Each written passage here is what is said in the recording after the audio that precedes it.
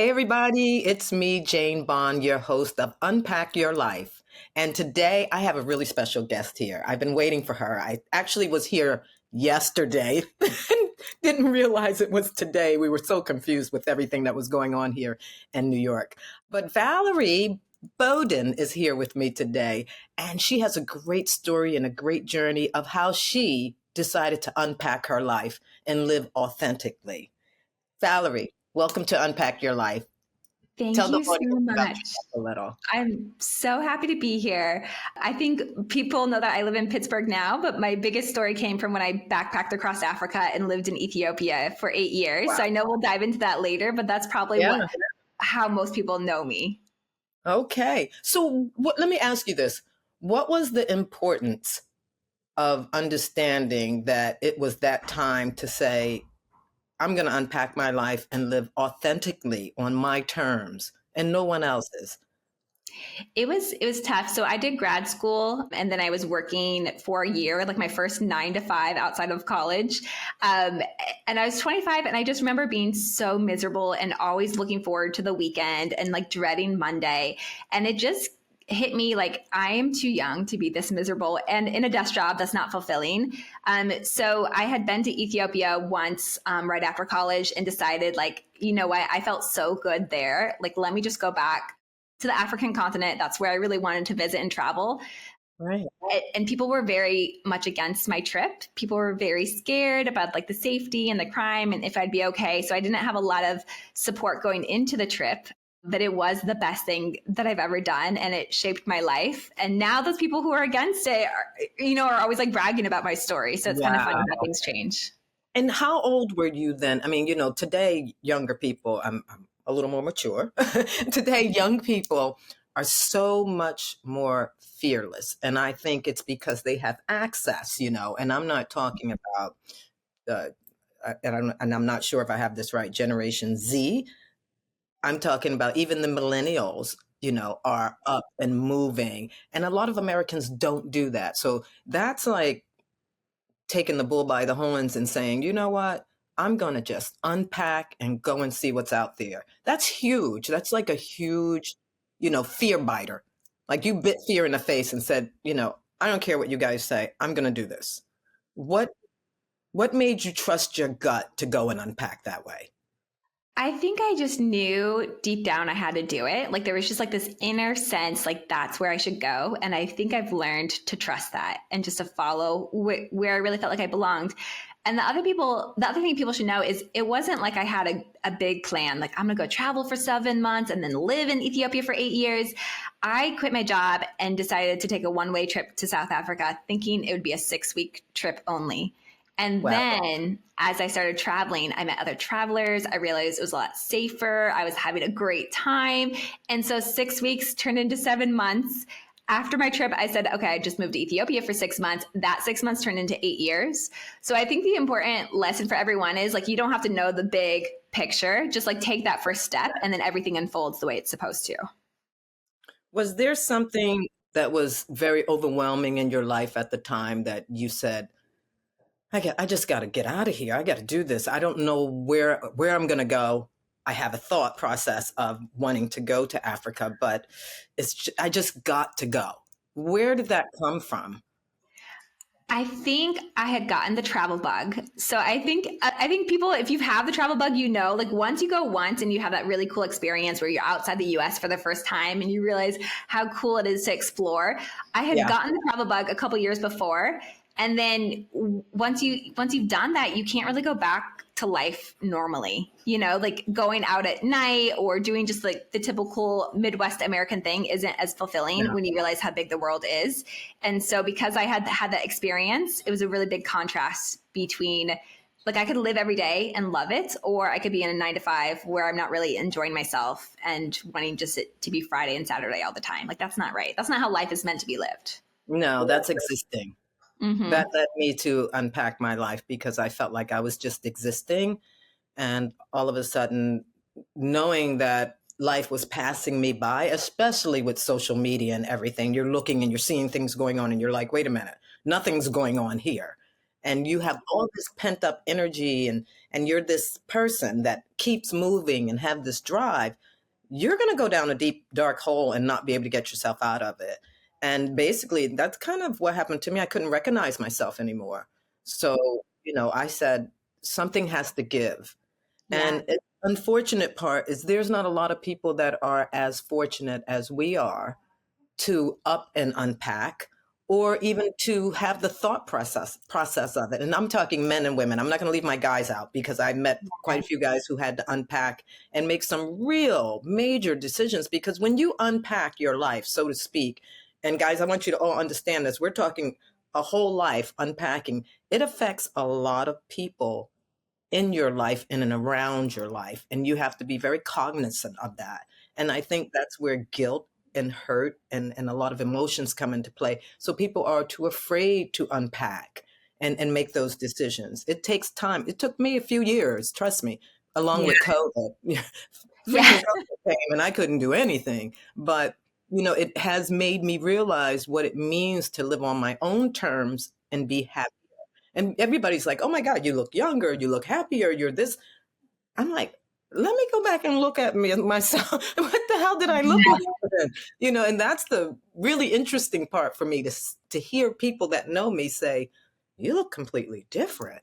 And I'm like, Right. wow, okay. It must have been this heavy weight or something Mhm. on top of me to make me make that 100%. decision. I Which think never, I think you're onto something when people kind of disagree with you, or like when right. you're letting people's expectations go down. I think that's almost a sign you're going down the right path. And for Mhm. me at that time, I think I was also wise enough to know, like, I'm 25, I don't have a mortgage, I don't have kids, I'm not married, like this is the time to Yes.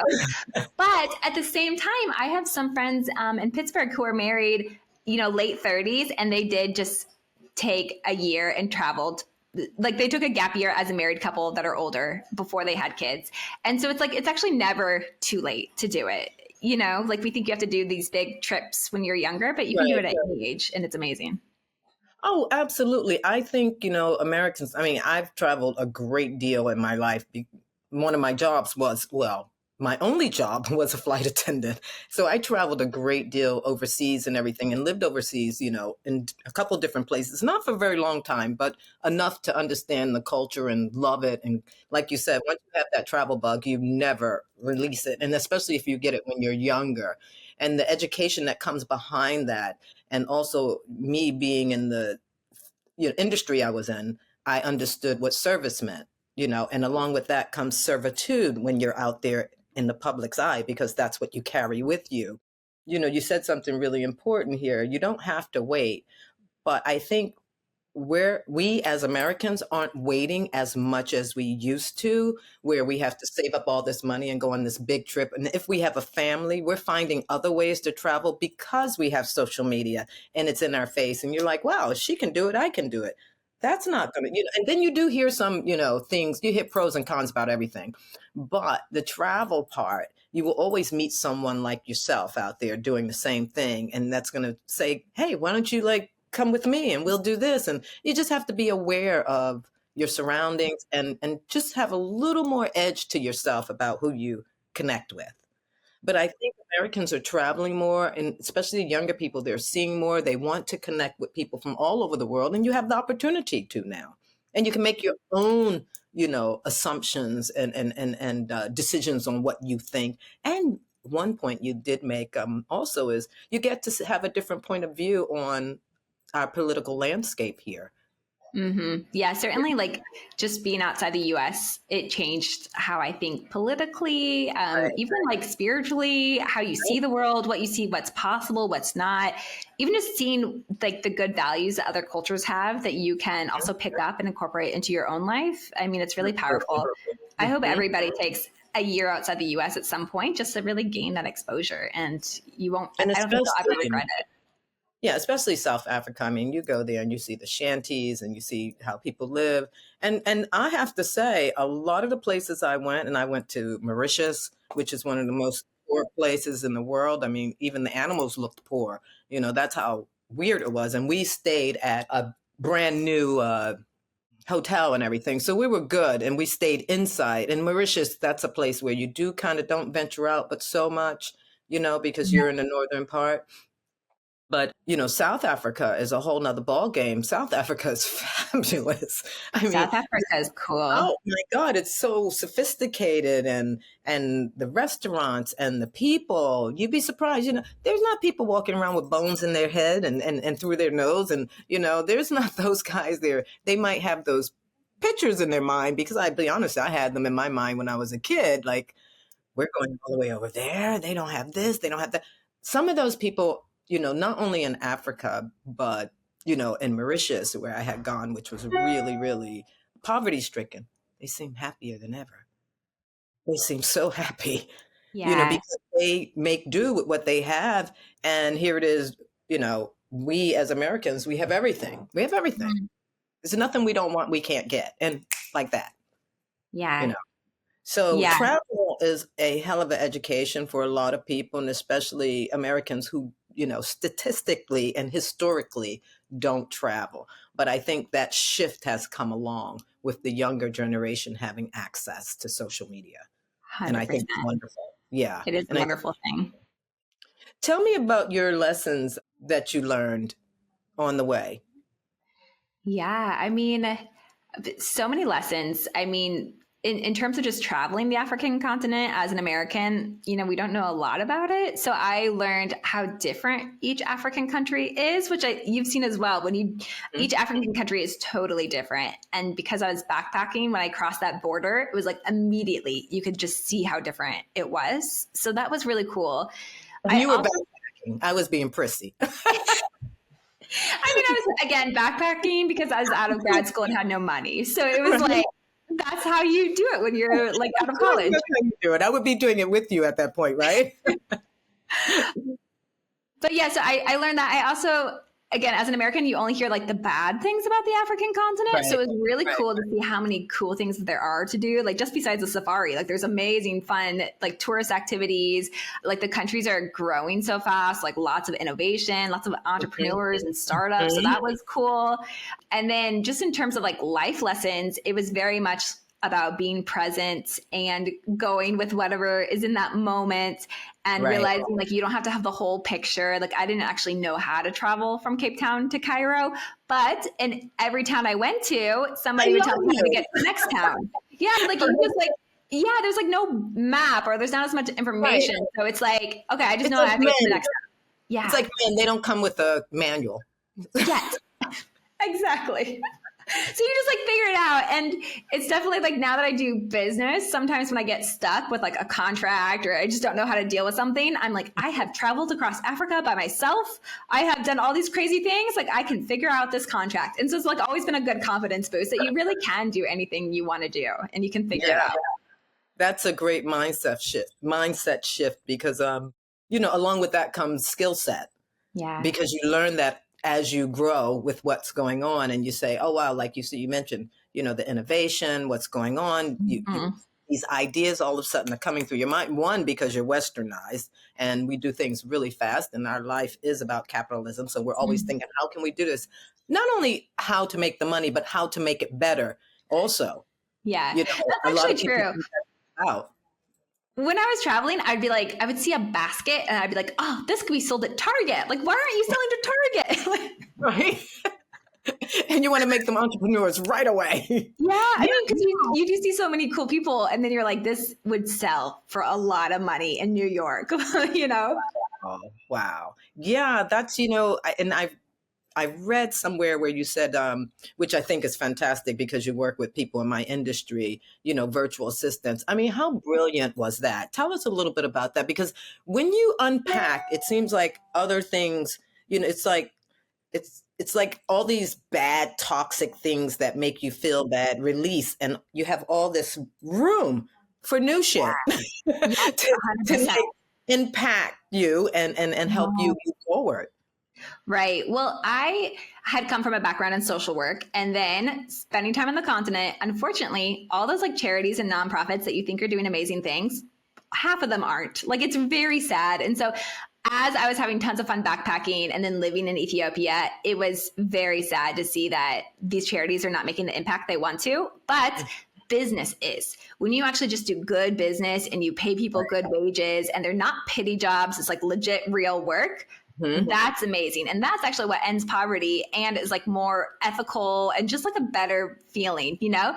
So when I was living in Ethiopia, right before COVID hit, I got into outsourcing kind of randomly. But Right. there's a lot of Fortune 500 companies that are building teams on the continent, even though you don't ever hear about it, they're doing Right. it. Mhm. I Like started doing Dubai. it. Like in Dubai. Same thing. Yeah, same. Yep. So what would happen was we had an outsourcing company that 99% of the people were in Ethiopia. 1% was in Dubai. But these Fortune 500 companies would say, like, our team in Dubai. But it was all being done in Ethiopia. But nobody wanted to admit that it was being done in Ethiopia. Nobody was promoting that. And the Ethiopians were getting really bad wages. They were getting like 50 cents an hour. And it just doesn't make sense when I won't name the companies, but like I bet you have their apps on your phone, like these I'm kind of large sure. companies. Yeah. So when I moved back to the US a couple years ago, I was like, okay, I love outsourcing. I love that it creates jobs. The teams in Africa are doing an incredible job because they are again working for these US companies. But Okay. let's make it more ethical. Like let's pay better because ironically that also helps work performance, you know, go figure. Of course. Of Let's course. yeah, let's also like promote like you're hiring from Africa. That's really cool. We want you to know that your team member is in Zimbabwe and be proud about it and like brag about it. And we do some other perks to really make it like a cool career path and just like a win-win on both sides. So yeah, it all came from like being in the industry for a couple of years, getting experience, and then realizing like we could disrupt this and make it so much better. When we can make it better. Yeah. Yeah. Yeah. I need to talk to you about that. That sounds like something I would love to get into because I tell you, Cool. one thing about us within this industry, the first thing we look for, and I just came from Florida, shifting my business to New York. I've been in this business, since 2002. So we're talking 22 years. I've gone through assistance. Of Hmm. course, when the new thing comes out, we're all, oh, go to Upwork. Everybody knows Upwork. Everyone's from India. Yeah. Okay. And I saw a couple people, maybe a couple people from Africa, but I think they were based out of America, and they were just shooting their resume out there to hear. Yeah. And plus they were asking for more money too. So you could see the difference in the mentality. Hmm. So I found it when I read that, I found that fascinating. I was like, she's right. Why isn't virtual assistants being outsourced from Africa? They're Right. English speaking country, Hmm. majority speaks English. They do business well. I mean, between Ghana and, like you said, Zimbabwe, the real estate market is booming, but nobody knows because Yeah. we're here and that's what we Yeah. know. And we're Hmm. afraid to go there. Whereas some of my colleagues have gone to Ghana and Dubai and opened up and they're doing fantastic Oh, business. I mean, 100%. it's always a risk because we had the huge risk in 2008 when Dubai went down the pits. I was there. Yeah. Planes everywhere, cars at the airport, everything. But it's a risk. Las Vegas went through the same thing. You know, Right. But coming back to what you did, what an impactful, thing to do in another country. Go there, see what's necessary, and say we could do this better and disrupt that industry. And it's true because I can speak to that because that's my industry. I know we use a lot of virtual assistants. I have a Yeah. girl that sits next to me now and she's like, I have a virtual assistant and she's great and she's from India and she speaks English very well. And Yeah. that's after I read your things and I thought, why why can't we get a website with that country? Or why can't we Right. have a website with countries on them and Mhm. the corporations can choose them? And it could Mhm. be impactful and maybe, these third world countries that need money, 50 cents. Why not $4 or $3? What's this Right. 50 cents? Who can live? You know better than that. Even in those countries, you can't live off of 50 cents. So we know better. Right. As corporations, we know better. So 100%. I think what you're doing is brilliant. Keep up the great work. Unpack every day. That's my next question. How often do you think people should unpack? Because I think people think unpacking is a one-time thing that I got to Mm. just let everything go. I think I have unpacked multiple times in my life, big and little. So obviously, like moving to Africa was one unpacking. I think even deciding to settle in Ethiopia was its own thing.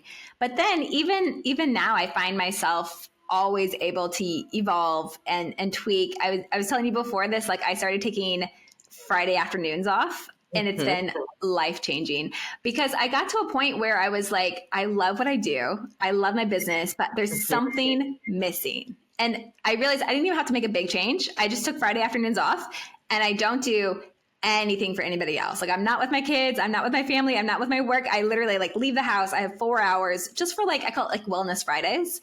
It's made Nice. such a big difference to like take care of myself because then the rest of the weekend is really about the family and the kids' activities and the play dates. And then during the week, it's really work focused. So like having Friday afternoons off has been amazing. I recommend it to everybody. And you can take Friday afternoons off when you have a virtual assistant who still covers Oh, your inbox and absolutely. helps you. And that's what's important. And Yeah. organizes you. Yeah. Mm-hmm. It's interesting that you say that because there has to be a lot of people say, well, there's no balance. Well, there has to be some type of balance so we Mm-hmm. can maintain our sanity. And, Yeah. that balance that you have just described to me, oh, yeah, well, it's not weighing on the scales, but it is giving you time to take a second, breath and go, Yeah. I just need this for me. This is all about me. And that's the balance. So that's how you get that's how you handle your professional success with your personal fulfillment. Right. I And really I have really found that when I'm happy, business does better. If I'm not happy and I'm not feeling good, the work suffers. And then my second realization is when I started looking at the leaders inside my company, if they're not happy, their departments aren't also doing well. So I noticed like our account manager was really feeling like overburdened and frustrated with some things. And then we kind of came up with a solution. She feels so much better. And then again, the work results were better. So it's important whether you're like a CEO or anybody, you have to feel good. You have to find a way to have absolutely. that energy and that life back in you. Right. And if you don't feel good and you're not happy, you can't make anything or anybody happy. You have to be happy and Right. that comes, from within. That's an internal thing. People look for happiness on the outside with all the baubles and everything. And Mm-hmm. unfortunately, our existence and here is measured on shiny things, baubles. We're measured by that. And that's Right. not the way it is because life is not about the shiny things. Life is about spending time with the people you love. Life is about Mhm. finding that unrelentless ambition to go out there and do what you want. You can't apologize for who you are all the time. People, Yeah. there's no rhyme or reason to what you do. It's just that's what you do and that's who you say you are. So you can't go around apologizing for that. You have to do it Right. and live it and be it on your own terms because when you're living through or living by someone else's terms or how someone else thinks you should be, you get lost. Yeah. So I agree. I agree with you 100%. Just making sure, spiritually you're in tuned with who you are and the people that are around you that you care about. Everything else, it's a bonus. Yeah. It's a bonus when it comes to happiness.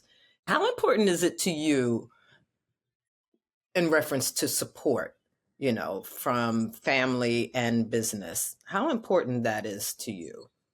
Is that It to is you?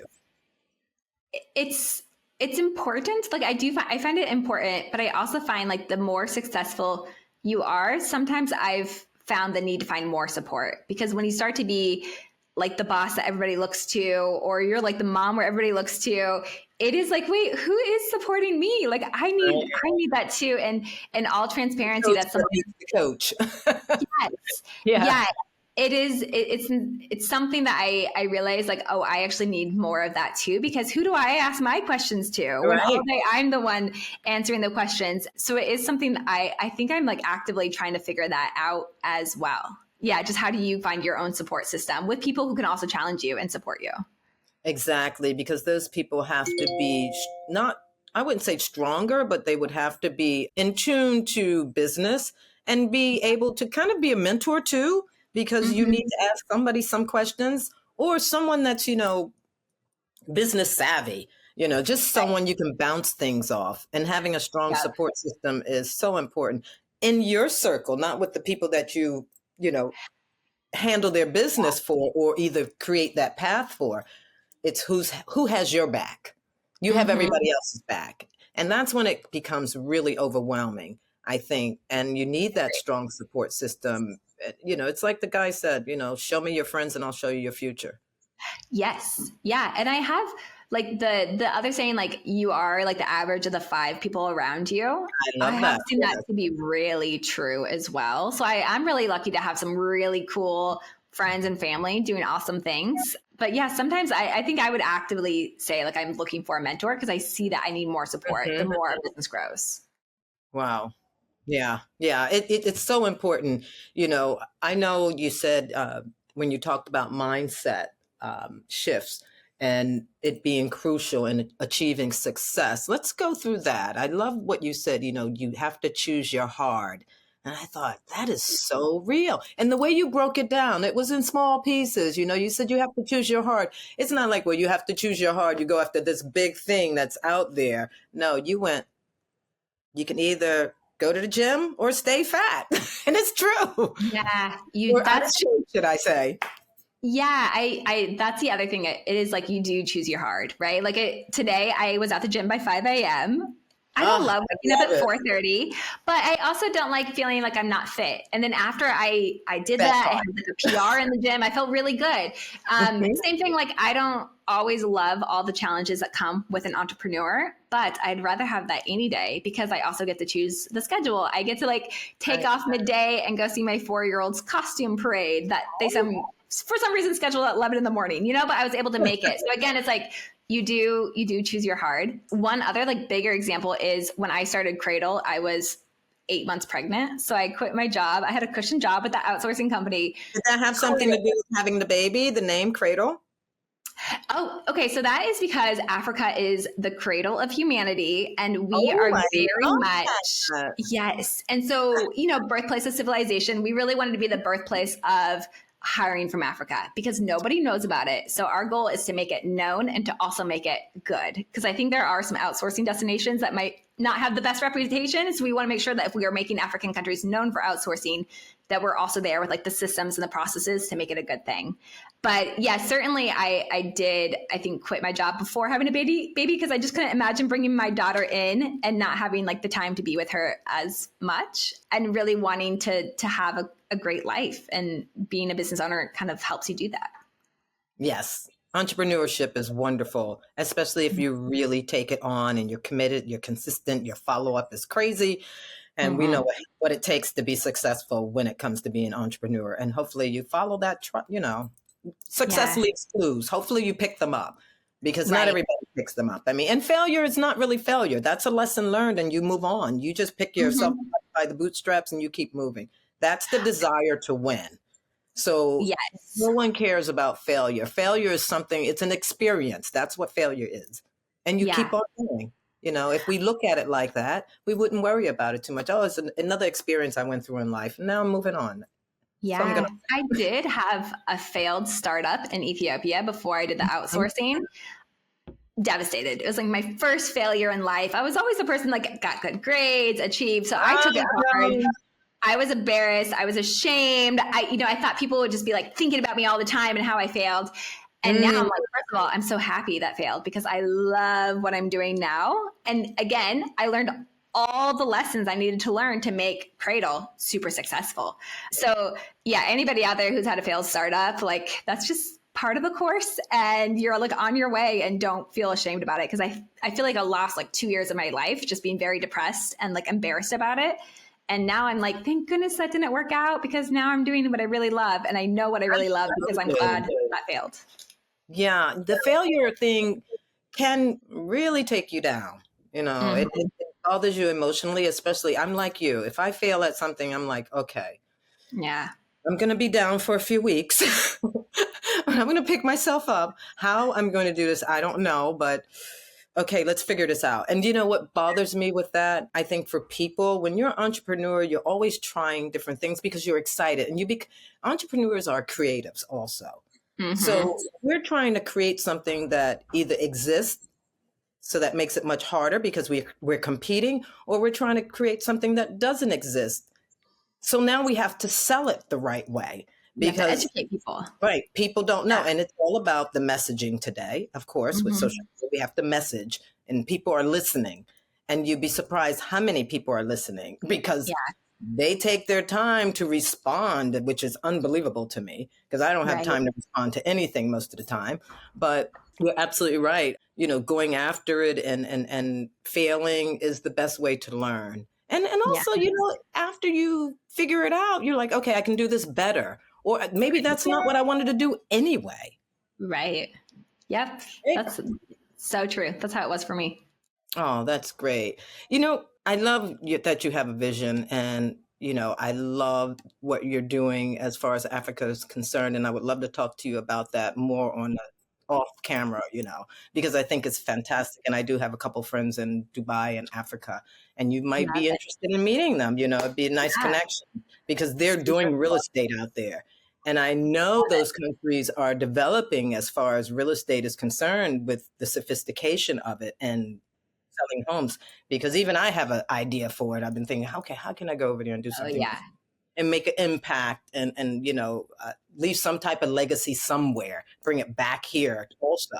So you're always thinking, and when you're an entrepreneur, that's who you are. That's what you do. So what is your vision for the future? Of your career, and of course, your personal life comes along with that. Right. I always told people like when I first started Cradle, I thought maybe it would be like a side hustle or do it for a couple years and sell it. And now that I'm doing it, I love it. Like I could see myself doing Cradle for the next like 2 decades. Wow, it's a And baby. really, yeah, just really, there's just so much potential in Africa. There's so much to do. And at the same time, there's so many US companies who also really need affordable talent. And so, one thing I didn't think about is the emphasis of what we've been doing has always been on social impact in Africa. But really, the social impact we're making in America is massive. Right. We have really cool people who want to quit their job and be like a full-time keynote speaker. And the way they're able to do that is because I hired someone in Ethiopia to book those keynotes for them. Oh, Or we have like fantastic. med tech companies who are trying to end the opioid crisis. And we're booking those lunch and learns at doctors' offices so that more doctors use a natural solution instead of a drug that's addictive. There's just like so many examples I can give in the US how these businesses are really prospering with our talent. And then it becomes the cool win-win where like everybody's doing well. And so there's just like a massive need for what we're doing. So yeah, my vision is just to keep growing it. And then again, hopefully make people excited to hire from a place like Ethiopia or Kenya or Zimbabwe and to be proud of it. I would love for like every company in the US to have like one person from Africa on their team. It would be like life-changing on both sides. Oh, 100%. Okay, Oprah. I love it. I love it. I love it. I love it. And the innovation in your industry sounds amazing Yeah. because I've never heard that before. I mean, you're always I lived in Naples, Florida for about 16 years. And Wow. I don't know if you know Naples. Do you know Mm-mm. Naples at all? Not Naples very well. Okay, so Naples is on the west coast of Florida. I'm with you. I never heard of it until I went there, and I was like, where is that? It's one of Mm-hmm. the wealthiest counties in America per capita. Captains of our industry, and I feel like a broken record, I say this all the time, even in my sales pitch, captains of our industries have laid their hats there and put their money there. And the interesting thing I found about Naples is the people that I met. Most of them are Midwesterns because a little what do you call it? Trivia. Years ago, when I was a kid and we went on spring break, we would go to Fort Lauderdale, Yeah. Miami, or Boca because we were Mm-hmm. from the East Coast. We knew it, didn't know any better. We would all get ready to go spring break. And maybe Daytona one time, but I never went back. I don't remember. and and the people from the Midwest would come to Naples because there was not a straight flight. So our Oh. flights from the East Coast and the tri-state area, we went straight to Miami. The people from Ohio, Chicago, the Mhm. Midwest, they went to RSW and Fort Myers. Wow. Right. That's So we funny. went to Miami Airport because we had a straight through flight. So why would we not take the straight through flight and go to Miami as opposed to that side? So the Midwesterns developed all of Naples. And in Naples, there's so much wealth. It's not funny when it Wow. comes to real estate. And I mean, everyone is there when it comes to real estate. The Yeah. Miami is what they're calling Wall Street South now. So Wow. that's Oh, how that's much it's crazy. developing there. So there's so much wealth there. And like I said, the most interesting part of the wealthy people that I did meet, even the people that I sold properties to, I mean, we would close in 10 days, no, full cash, no contingencies. Wow. Oh, That's that's the deal. crazy. Naples is probably 90%, maybe 85, 90% cash deals. Wow, that says a Yeah. lot. We're second behind Palm Beach. Okay. Oh, So that that's says a crazy. I did lot. not know Right. that. A lot of captains of industries. And the most interesting part of Naples were the people, when I would ask them what did they do to achieve their wealth. Yeah. Things that you never thought about. Chicken coops and pieces of material that turned these windshields or wind. I was like, wait a second, you became this wealthy from that? Like you don't even think of these things, and I No, found that very interesting. that And is very interesting. so to what you're doing again, innovation, thinking outside the box, saying why Mhm. why not this? My company that I'm with, Compass, okay, as a real estate agent. My boss, the owner of this company, young, you know, Yeah. maybe 45, 48, I'm not even sure. Wow. You're talking a Fortune 500 company, a company that has 33,000 agents in a matter of a decade. Wow. Oh, that's crazy. And he was a disruptor, Robert Refkin. So yeah, I get it. I'm amongst the people that and I've been here for a while, Mm, left, came back. Love it. yeah. So yeah, so when you're around creative people and people that are innovators, it's always something you can find. Something. Mhm. Especially if you're an entrepreneur. I have the problem of being a businesswoman and a creative, Yeah. That's a right? blessing, though. Yeah. It can be. And sometimes you're Uh-huh. like, okay, I should be over here. And this is why this isn't working because my calling is really here, but I really know this. So it's always Yeah. this, pull and tug and pull. So Yeah. yeah, I mean, what you're doing is amazing. And I'm just like blown away, and I want to talk to you a little bit more about it Thank you off so camera. I'm much. sorry, guys, but tell me, what does authenticity mean to you? Like when you really think about it. Mm. I think I think I'm always most authentic in life when I am following that true sense of where I feel like I need to be. And truly, there's always friction around me because nobody else thinks I should be doing that at the time. It's like an indicator that I'm being authentic. But I think deep down, you just know where you're supposed to be. Sometimes I know that kind of stresses people out. So I think another way I've heard it saying is like you're just following your curiosity too. Kind of takes the Oh, pressure off. It doesn't have to be so big and grand and this is my life purpose and this is my passion. right. Sometimes it's just We do following get that. into all that. Yeah. And then I think people can feel overwhelmed. So sometimes it's just like following that part of you that makes you curious as well. But yeah, I found if I really stop and think about why I'm doing certain things, you realize maybe there's a subconscious reason why I'm doing it. Maybe it's like a coping mechanism. Maybe it's I'm trying to make up for something in my past. But if I'm really being authentic, yeah, I'm just listening to that still inner voice and following it to the best I can. Yeah. And personal growth. Where does that fall into place with you? Because a lot of people really don't get that. They think personal growth is this feel good concept, but that is really the secret sauce. It's massive. I think especially now that I'm growing and there are people who are looking up to me, like I realize that there is actually a level of responsibility where I do need to be growing constantly and also realizing that you don't grow when it's super easy. So you do grow when it's really hard and there's a lot happening. That's Um, right. and I found like just even like I have a Google Doc. I call it like my MBA, and I'm just writing down the lessons I'm learning because we're learning so fast. Just being in a startup and being an entrepreneur, just making sure I'm really like understanding what I'm learning and the insights I'm learning so I can share it better with my team is important. But yeah, personal growth is massive. And also, when you put yourself around bigger people, you realize I think that personal growth happens easier because you realize there's a level. If I'm just at home reading books, that's great. But when you see business leaders who are 10 times higher than you and doing bigger things, that expands my awareness more than I think anything else. Right. And you have to get there. You have to get Yeah. there as far as mindset too, you Yeah. know, and And the that's skill set that's learned, but that mindset has to shift. It does. And I think also when you see people who are really successful, you realize it's not that hard. So I have two friends in Pittsburgh who are like full-time YouTubers, amazing. They make great money. They have like millions Mhm. of subscribers. They really work hard and they have it down. But being friends with them, I realized like, oh, I can do it too. Like they also have young kids. They're also trying to figure things out. And they're so willing to also share with me like how they did it. Like they're so generous. But That's what we yeah. do. When you're successful, that's all we want to do is share. Mm-hmm. People don't get that. Exactly. No, they're like, tell me more. This is what I would do. This is like they share with you. But because you see that they're like real people that you're also hanging out with and enjoying, you're like, oh, I can do it too.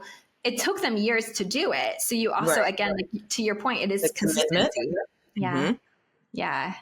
Yeah, Um, I thought about that too. You know, you're talking, I mean, you get up at 4 in the morning to go to the gym and get yourself together. Can you imagine 4 in the morning doing makeup, being on YouTube, doing your scripts, mhm. understanding what you're saying, articulating your thoughts to your audience, and hopefully the audience is loving it and coming back to get more of it, you know? Mhm. It's not rocket science. You know, people see success Right. from here. They Yes. have to see when success is doing this, you know, when it's Yeah. climbing, and understand there's a journey to every successful story. And sometimes those Massive. journeys are massive, and sometimes those journeys are painful, you Yeah. know, So and a painful. lot of people don't get that.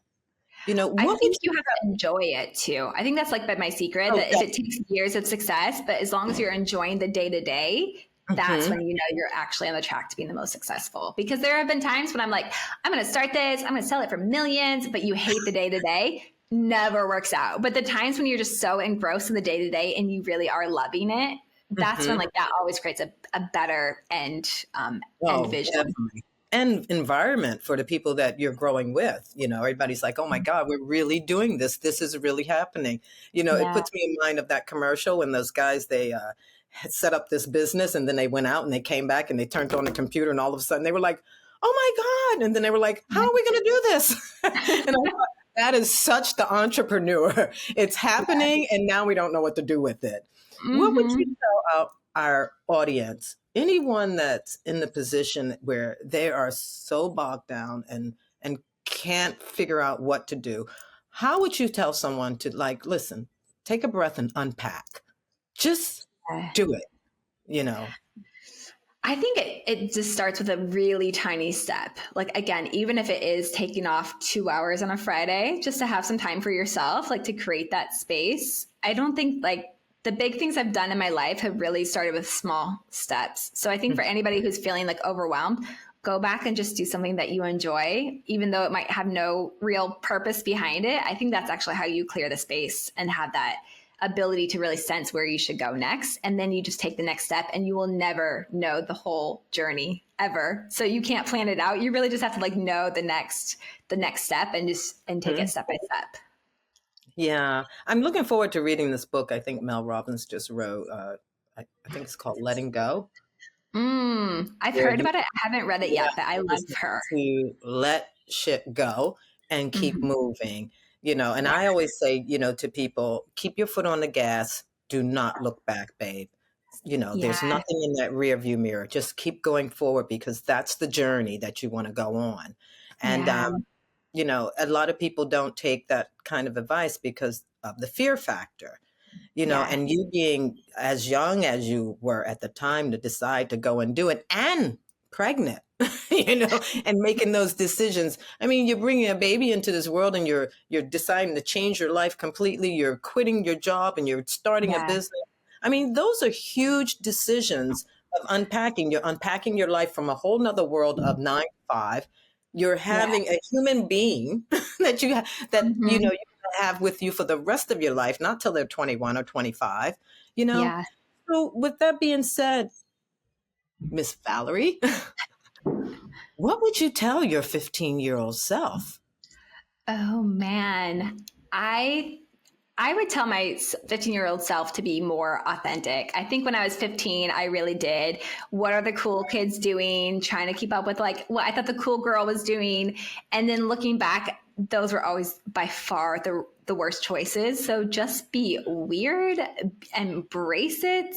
And eventually being weird is what makes you really cool. Yeah. Yeah. And then Yeah. peeling that back, and all of a sudden they see this beautiful flower and they're like, Yeah. that was that geeky person. And all of a sudden, oh my God, that's like Bezzo. Yeah. He became Bezzo, and you're like, holy crap. So Yeah. yeah, I always think about that question. I think 15, I can't even remember how far back, but I was doing Yeah. everything and anything. I was an entrepreneur at 15, believe it or not. Wow. And it's That's because cool. my dad had bars and nightclubs. That's how I grew up. That's so And we cool. lived in Philadelphia, and he taught me the business. And Mm-hmm. he had a kitchen upstairs in one of the bars. And my first name is Karen.